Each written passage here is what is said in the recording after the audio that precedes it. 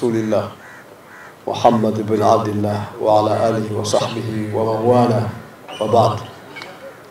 Mheshimiwa IGP, Mheshimiwa Naibu Spika, Mheshimiwa IGP mstaafu, ndugu yangu Mzee Omar Mahita, jamaa yangu, rafiki yangu Mzee Lilo, askari wote mliopo, mashekhe wote mliopo, wazishi wote mliopo kwa ujumla, shekhe wa mkoa, mwenyekiti wa maridhiano Al-Hadi, katibu wa baraza la ulama Sheikh Hassan Chizenga,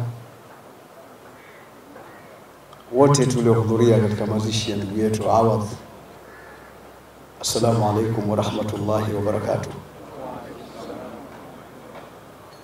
Kila mmoja katika sisi hapana shaka ana huzuni kubwa na masikitiko makubwa kwa kufelewa na ndugu yetu huyu.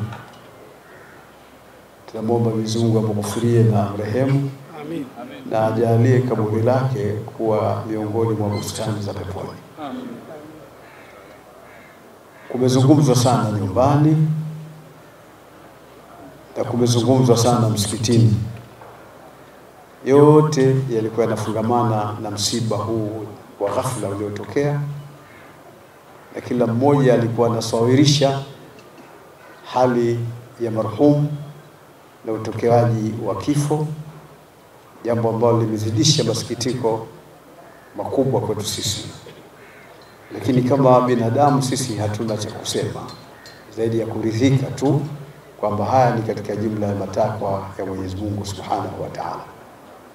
Hakuna wa kumrudishia, hakuna wa kumnasibishia na kifo hiki isipokuwa Mwenyezi Mungu tu peke yake Subhanahu wa Ta'ala. Ndio maana tumefundishwa neno linalotuliwaza siku zote kwamba tunapopata na mambo kama haya turejeze, tuseme inna lillahi wa inna ilaihi rajiun.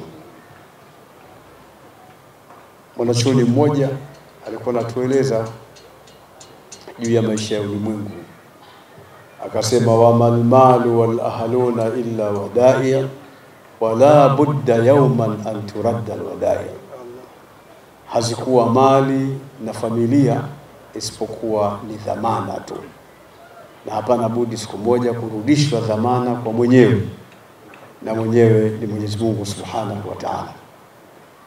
Kubwa tunalotakiwa ni kumtakia maghfira, kumtakia rehema, kumwombea Mungu. Hayo ndio mambo tunatakiwa kushikamana nayo, na kutaja mema yake na kujiepusha na kutaja chochote ambacho kinaudhi. Mtume sallallahu alaihi wasallam ametufundisha baada ya kufa wale wafu wetu, kazi yetu sisi ni kuwataja kwa wema, na namuomba Mwenyezi Mungu Subhanahu wa Ta'ala ajalie kheri katika kaburi yake, tuyaige mema aliyokuwa akiyafanya hapo ulimwenguni, tuzige tabia alizoshikamana nazo ambazo sisi wenyewe tumeshuhudia, tumemuona nazo, kiwe ni kiigo kizuri kwetu sisi na kila mmoja katika sisi. Mwisho ni wahusie familia washikamane na subira juu ya msiba mkubwa huu.